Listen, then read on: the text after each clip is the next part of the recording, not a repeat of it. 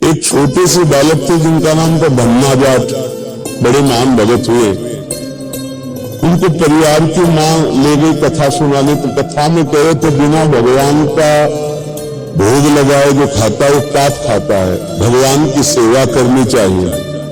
तो घर में अपनी मां से कहा, आप 10 वर्ष के हुए, हमारे घर में तो भगवान है नहीं, भगवान का भोग नहीं लगता, पाप खाया जाए, अब कैसे होगा।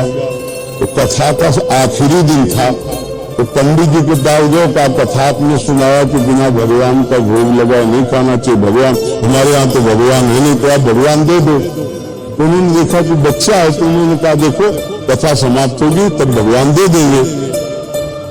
अब वो दूसरे दिन जब जाने लगे तो उनके पीछे चले, भगवान दे दो गुरु जी आप कह रहे थे।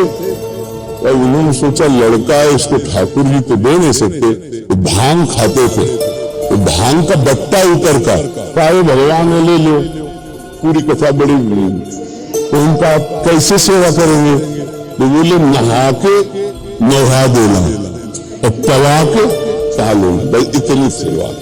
और इतने खुशी हो, देखो विश्वास है क्या, भांग का बट्टा, इतने खुशी हो गए कि मुझे ठाकुर जी मिल गए, मुझे भगवान मिल गए। घर में गए, नहाया और ठाकुर जी को ना वही मतलब भांग के बट्टा को नहाया और बाजरे की रोटी गरीब आदमी सामने रखा, पाओ प्रभु।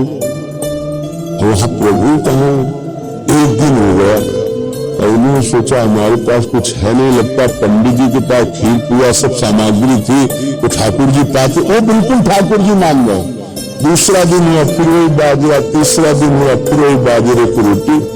तो वो रो करके ऐसे भांग का बट्टा पकड़ा, कहने लगे प्रभु हमारे पास नहीं है कि हम तुम्हें खीर पूरी पूरा पवा सके, और गुरु जी ने कहा बिना पवाए पाना नहीं गया, आप नहीं पाओगे तो हम चाहे मर जाए लेकिन नहीं पाएंगे।